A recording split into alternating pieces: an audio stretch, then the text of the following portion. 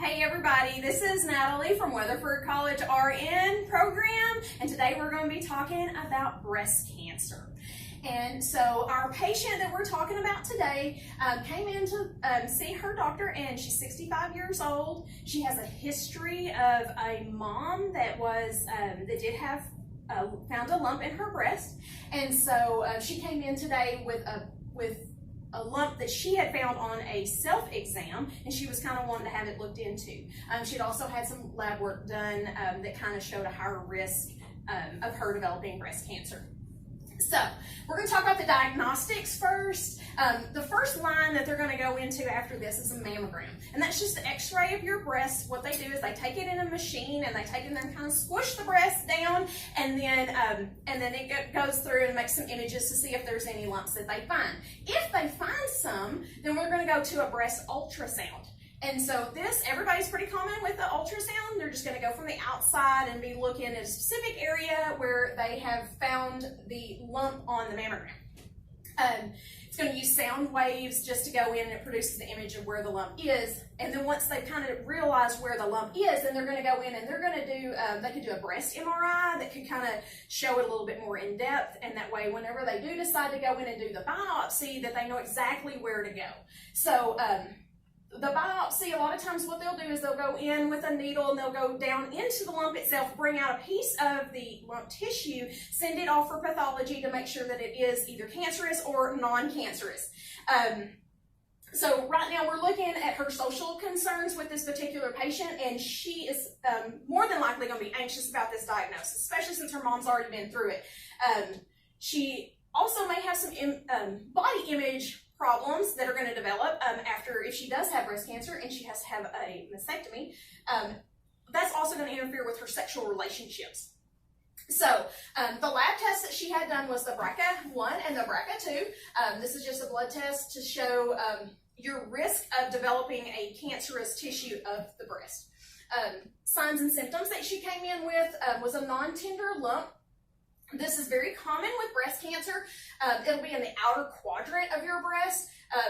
May have some abnormal discharge coming from the nipple, a change in the nipple position, so it may actually invert. You could have a rash around the nipples or dimpling around the skin. But again, this is usually painless when you do find the lump. So then we're going to look at our interventions. We need to worry, the first concern is to decrease this patient's anxiety.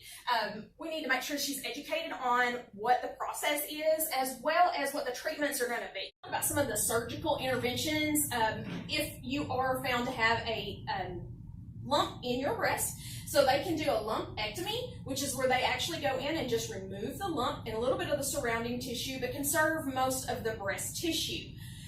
So usually not a lot of abnormalities after that one. So then you got your partial or your total mastectomy. So this is going to be the removal of the breast and the associated tissue that's with it. That could be just part of the breast, or if they are suspecting that it may have spread into the whole breast, they'll go ahead and remove the whole breast.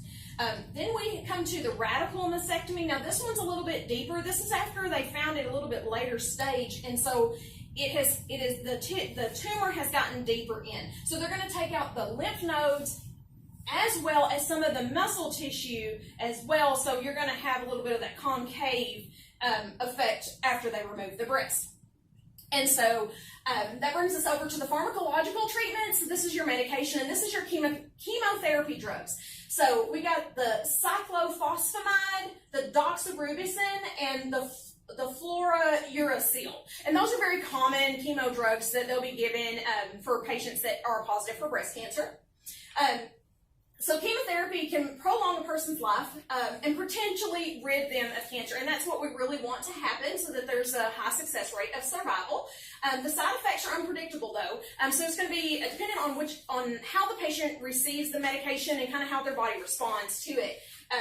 So let's see, illnesses are very likely to happen after chemotherapy, because chemotherapy is an immunosuppressant drug, and so they're more at risk for having different types of infections, the common cold, things that we normally can fight off. They're going to be a little bit more severe in these patients. There's also going to be they're going to be easily to bruise, easily to bleed, and There is also risk of hair loss, which again can affect the body image of the patient.